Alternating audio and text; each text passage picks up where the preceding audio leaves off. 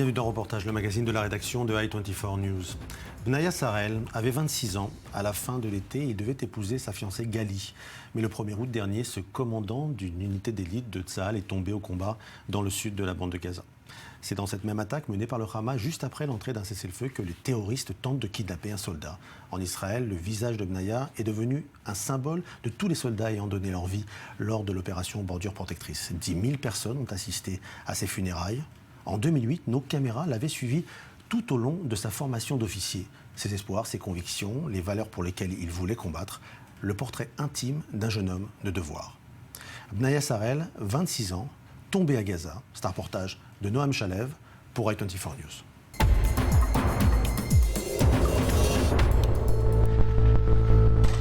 1er août 2014, opération Bordure Protectrice. Le cessez-le-feu entre Israël et le Hamas entre en vigueur à 8 h du matin. Des forces de l'unité de reconnaissance de la brigade Givati sont déployées dans le secteur rural adjacent à la ville de Rafah, dans le sud de la bande de Gaza. Leur mission, repérer des entrées de tunnels. Tout d'un coup, une explosion retentit, suivie d'une série de coups de feu. Une confrontation qui deviendra un des faits majeurs de cette guerre. Mais cette guerre commence 7 ans plus tôt, à Gush Etzion. Deux jeunes soldats en permission, David Rubin et Ahikam Amichai, partent en randonnée le long d'une rivière proche de Hebron. Ils sont froidement assassinés par des terroristes. On avait un accord. On n'irait pas aux funérailles l'un de l'autre, on irait se balader. C'est trop triste, c'est une perte de temps. Hier soir, on a rompu cet accord.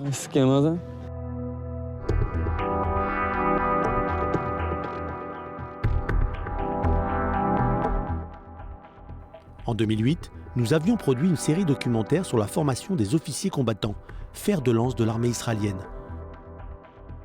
7 mois de formation éprouvante dans le désert du Negev et dans d'autres terrains d'entraînement du pays.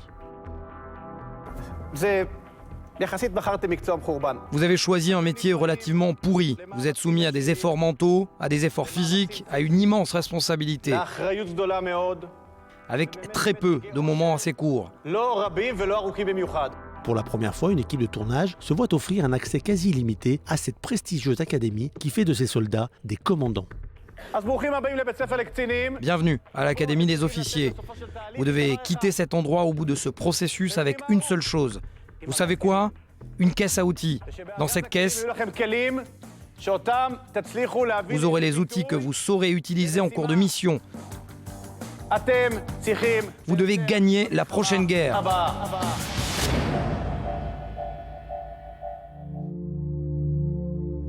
Parmi les dizaines de cadets, l'un d'entre eux attire notre attention. Bnaya Sarel, combattant de la brigade Givati, issu d'une famille de Kiryat Arba. Cette formation, c'est chacun pour soi. La menace de l'éviction est suspendue comme une épée au-dessus de nos têtes.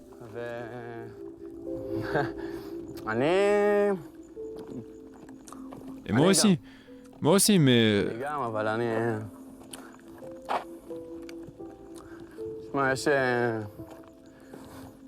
On fait face à beaucoup de choses dans la vie.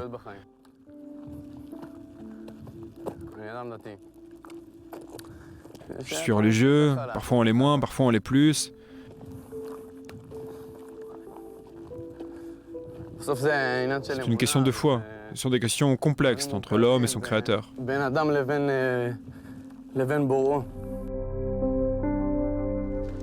Nos caméras l'ont suivi tout au long de sa formation. Parfois on se retrouve face à la population civile. Cette population parfois hostile. Je n'ai jamais vu des soldats entrer dans des maisons cassées et pillées. Ça existe malheureusement. Finalement, c'est une armée d'enfants qui s'enrôle à 18 ans, chacun avec ses faiblesses, ses questions sur la vie, ses doutes, on n'y peut rien.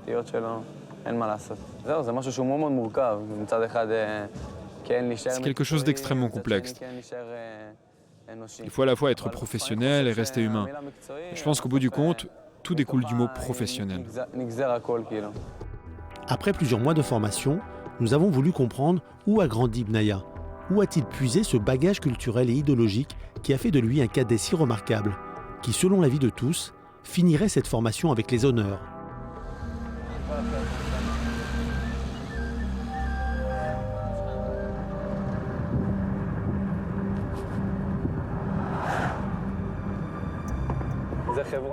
Nous sommes au bord de Hebron. Et cette épicerie s'appelait l'épicerie de la paix. C'est devenu l'épicerie de Palestine. Cette localité s'appelait Beit Omar. Il y a eu des attentats dans toute cette région, des tirs sur les routes. Où qu'on aille, dans chaque grotte, un grand personnage historique, un de nos patriarches est passé par là. Je trouve ça émouvant, ça me donne un sentiment d'appartenance. Un sentiment très fort quand je marche sur cette terre. Givat Har Sina à Kiryat Arba, un lieu imprégné d'idéologie. Mais ce jeune soldat de 20 ans qui a grandi ici a su étonnamment exprimer une opinion indépendante et mature. Ça va? Salut Bnaya, comment tu vas? L'armée te fait réfléchir à des questions auxquelles tu n'aurais pas pensé autrement.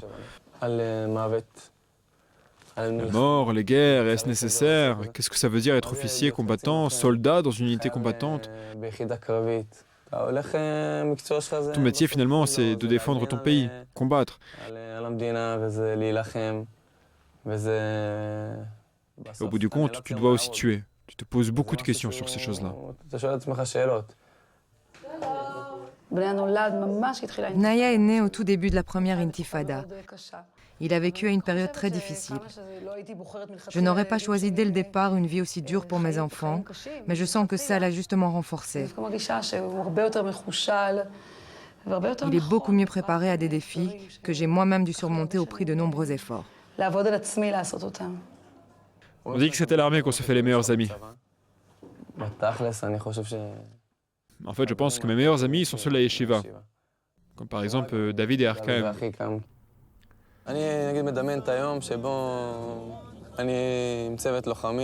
J'imagine un jour être avec mes soldats, sous mon commandement, et devoir attraper ces salauds et régler leurs comptes. D'un point de vue personnel, mais aussi général.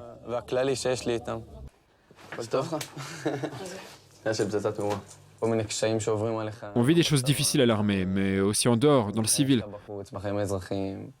Le meurtre de David et Arkaim qui m'a complètement secoué.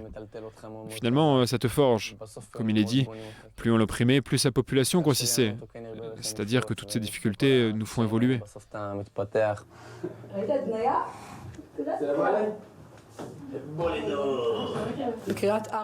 À Kiryat Arba et dans toutes les implantations en général, la communauté religieuse est largement en faveur de l'armée et de la contribution au peuple d'Israël. Après le démantèlement de Gaza, il y a eu une rupture. Pour moi, les soldats qui ont participé sont des criminels. Si mon fils avait fait cela, je ne lui aurais pas pardonné. Vraiment. J'espère que Bnaya saura qu'il fait l'armée pour faire ce qu'il doit réellement faire. Mais s'il est forcé à faire des choses qui vont à l'encontre de l'esprit du judaïsme et de son éducation, il ne les fera pas.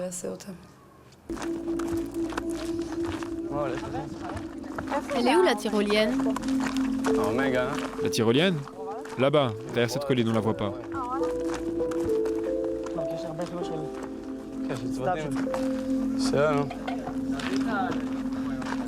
On ne se bat pas pour quelques lopins de terre, c'est une lutte bien plus puissante. On recherche surtout le calme. Tout le monde veut le calme, tout le monde veut la paix, mais une paix réelle. On ne veut pas d'une paix qui finit par exploser dans un bus. Je ne suis pas en guerre contre les Arabes. Il y a des Arabes avec lesquels nous vivons en bon voisinage. La paix ne doit pas découler d'un renoncement à son identité. Elle doit découler d'un approfondissement de son identité. Il faut comprendre l'identité du peuple juif et leur identité à eux. C'est de là que viendra la paix, cette différenciation. Pas en effaçant notre identité en tant que peuple juif. Nous n'avons pas d'autre pays. La formation des officiers combattants touche à sa fin. Les cadets sont assignés à leur unité. Le colonel Aaron Khaliva s'apprête à donner quelques mots de conclusion alors qu'une crise de confiance s'installe entre lui et Bnaya, qui a été assigné à un autre poste que celui qu'il demandait. Oui. Bnaya Sarel, bataillon Shaked de Kiryat Arba. Et dans 2 jours, je finis ma formation d'officier et j'ai la forte impression d'être méprisé par de nombreux éléments du système militaire. Quel problème de mépris? J'ai pas compris. Je me suis trouvé un poste. Toi, tu t'es trouvé un poste? Oui, j'ai eu un entretien, il y a eu un compte-rendu. Toi, tu t'es trouvé un poste? On me l'a trouvé, peu importe. Le système a tout son droit, le système a tout son droit. Moi aussi, j'ai tout mon droit d'acquitter maintenant cette formation, de quitter l'armée, de ne pas donner 3 ans. Et c'est aussi le droit de tout le monde ici. On s'attend à être traité justement. On te remettra ta médaille d'honneur plus tard pour ce que tu fais. Et si tu veux quitter cette formation pour quelque raison que ce soit, tu es le bienvenu. Je n'ai pas aimé ce ton dès le départ. Et tu sais pourquoi? Parce que tu ne comprends toujours pas que tu fais partie de ce système. Et tu essayes de me menacer. Je peux quitter la formation? Va où tu veux. Tu vis dans ce système.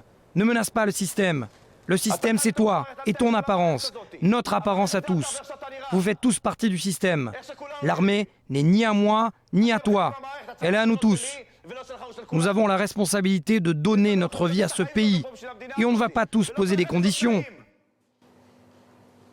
Pour la trentaine de soldats qui vont intégrer l'unité Shaked dans 1 semaine ou 2, tu représenteras tout le système. Pour leurs parents, tu représenteras tout le système. Il n'y a personne d'autre, personne. Il n'y a pas d'autre adresse. Tu es leur commandant de Kiryat Arba. Tu es leur seule adresse. Et tu seras un super commandant à Shaked. Tu feras tout ce qui te semble bon pour tes soldats, pour qu'ils deviennent de bons soldats et qu'ils te suivent. Tu leur serviras d'exemple dans ta conduite face aux gens, à eux, aux autres chefs de section et aux chefs de la compagnie. Amen. Et assis-toi. Il y a eu une erreur, c'est clair pour tout le monde, pour toi, pour moi. Il y a eu une erreur de la part du système et de tout le monde. Maintenant, va de l'avant. Je vais de l'avant. Vas-y, laisse aller, bon courage.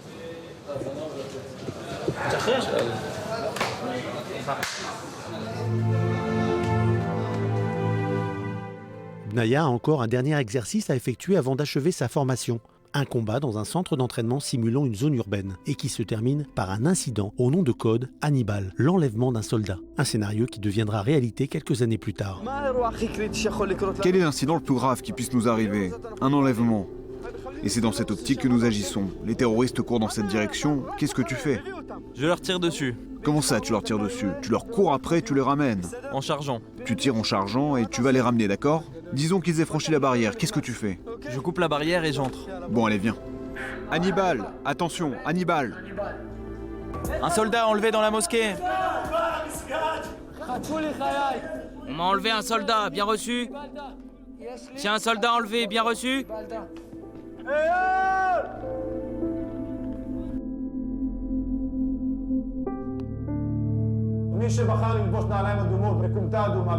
Celui qui a choisi de porter des bottes rouges et un béret rouge, ou un béret bariolé, ou vert, ou violet, ou marron, ou n'importe quel autre béret que portent les fantassins, doit prendre en compte, en s'enrôlant, qu'il risque de ne pas revenir vivant. Pourquoi garder cela secret? Pourquoi ça dérange? Pourquoi on ne doit pas en parler? Il faut en parler, expliquer pourquoi. De cette façon, on peut expliquer aux gens, en le regardant droit dans les yeux, la justesse de notre action. Dans la société occidentale et dans un pays en plein développement, il est juste de sanctifier la vie. Mais au sein de l'armée, dans une société démocratique, il faut aussi dire aux soldats combattants que pour sanctifier la vie de nos citoyens, nous risquons nous-mêmes notre vie.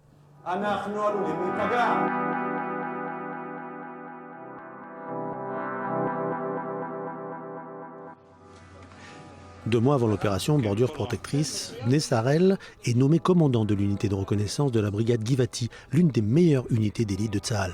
Le 31 juillet, peu avant l'entrée en vigueur du cessez-le-feu, le journaliste Yossi Yeshua a rencontré Bnaya aux abords de Rafah. Nous sommes entrés dans une maison remplie d'armes, une sorte de poste d'attaque avec des dizaines de lance-roquettes, de grenades, d'appareils radio. Toutes ces armes et tout ce genre de matériel de guerre étaient en fait prêts à être utilisés. On pense que les terroristes ont pris la fuite un peu avant notre arrivée. J'ai vu un officier plein d'humilité, professionnel, quelqu'un qu'on regarde avec beaucoup d'admiration. Quand nous sommes sortis de la maison, qui était un endroit relativement sûr, nous nous sommes retrouvés dans un endroit beaucoup moins sûr. Mais j'ai quand même insisté pour sortir mon appareil photo pour le photographier. Il a accepté, je l'ai pris en photo. C'était probablement sa dernière photo. Le lendemain, 1h15 après l'entrée en vigueur du cessez-le-feu, Bnaya et son opérateur radio sont tués au cours d'une confrontation avec une cellule terroriste du Hamas à Rafah. Je suis peut-être innocent, peut-être naïf. Mon travail, c'est de combattre et de préparer mes soldats à la guerre. Mais l'avenir nous le dira. Peut-être que je me retrouverai ailleurs.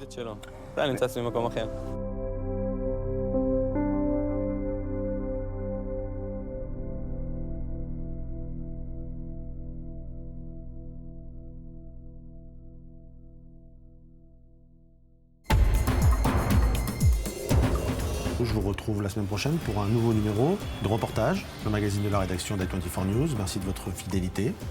À bientôt.